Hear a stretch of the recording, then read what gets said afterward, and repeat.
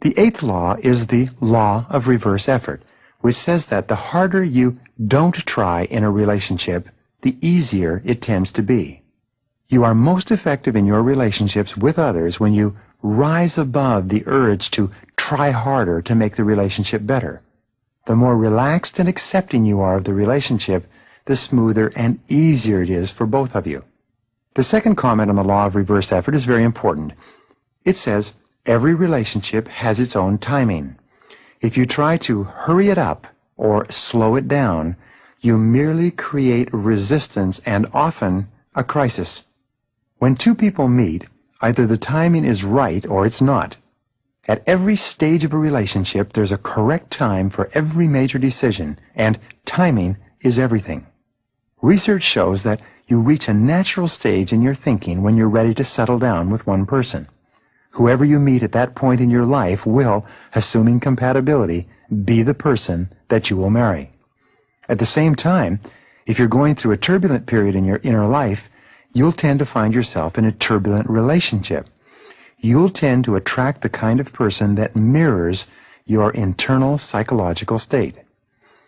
The most important part of the concept of timing is that you can't speed things up or slow them down when they involve another person. Often, people will meet, go out on a date, and find that they have nothing in common. 5 years later, they'll meet again, fall in love, get married, and live happily for the rest of their lives. It's all a matter of timing.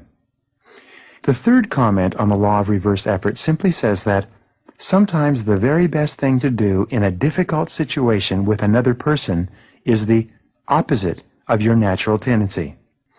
If you feel like being angry and impatient, sometimes the very best thing to do is to be kind and understanding. If you feel like trying harder, sometimes the very best thing to do is to relax and let things unfold naturally.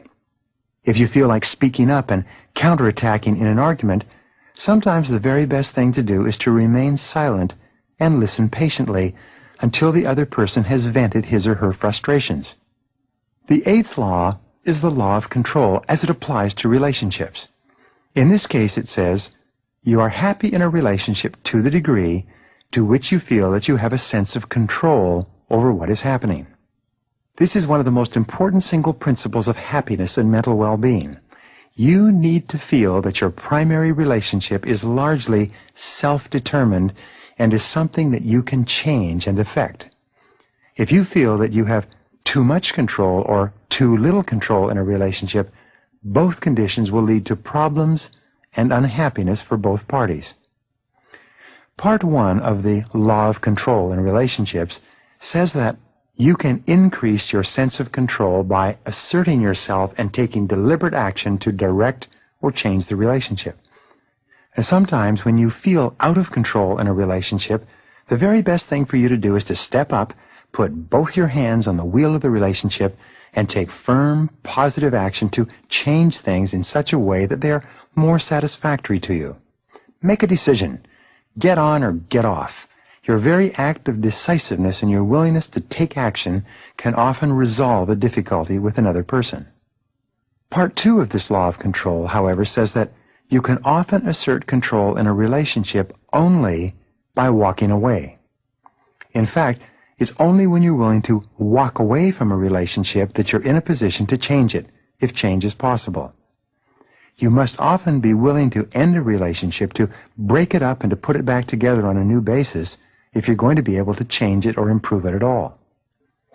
Either asserting yourself in a relationship or walking away from the relationship can be the solution to the difficulties that you might be experiencing. Be prepared to try either one in every situation. The 10th law of love and relationships is one of the most important of all. It is the law of forgiveness. It says you are mentally healthy and mature to the degree to which you can freely forgive those who you feel have hurt you in some way. This is another way of saying that the quality of forgiveness is the highest of all human qualities, and it's the key to both spiritual development and peace of mind. As human beings, we are intensely egotistical and sensitive about ourselves and the way we're treated by others. Whenever we feel that someone has transgressed against us or has hurt us in any way or taken advantage of us, we become very angry and resentful. And we tend to hold on to this anger and resentment far too long, thereby making ourselves negative and pessimistic and ineffective in our relationships with other people. The solution is for us to freely forgive everyone whom we feel has ever done anything to hurt us in any way. Accept full responsibility for your contribution to the situation. Remember, whatever it was, you probably got yourself into it through your own conduct and your own behavior, through your own thinking and your own decisions. Therefore, you're at least partially responsible. However, the mark of the superior person is that he or she accepts the burden of responsibility and simply lets the negativity go. So forgive others freely and then get on with the rest of your life. The 11th and final law of love and relationships is the law of reality. In its simplest terms, it says, deal with people as they are, not as you want them to be.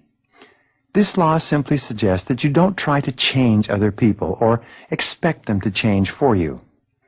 Part 1 of this law says that to be happy, you must accept that people are what they are and that they're not likely to change. This is one of the most mature realizations that you can ever reach. Remember the words of that famous American philosopher, Flip Wilson, who, when he dressed up as Geraldine, would say, "What you see is what you get." Whatever another person is, that's what you get. People are what they are. People take an entire lifetime to become the individuals that you see before you, and they're not likely to change, even if they want to. In the absence of some traumatic emotional experience that causes them to seriously question their innermost beliefs and convictions, they'll be pretty much the same indefinitely. Part 2 of this law of reality simply says that unconditional acceptance of another is the key to a happy relationship. One of the deepest of all subconscious cravings that you or anyone else has is the need to feel totally accepted by another person or persons. Maslow placed this need for acceptance and belonging as the third basic need in his hierarchy.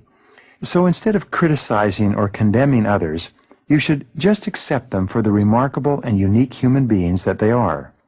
Most people don't realize that when they criticize another person or suggest that another person be different in some way, they are actually rejecting that other person and saying that he or she is not good enough for their standards.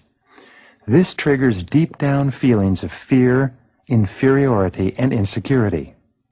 However, when you unconditionally accept another person and make it clear that no matter what he does or says, you approve of him without question, the other person will feel terrific about himself, and it will dramatically increase the quality of your relationship with him.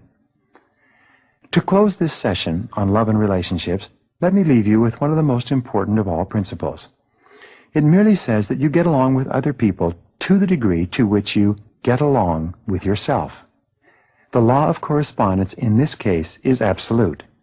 You can never like or love anyone else more than you like or love yourself.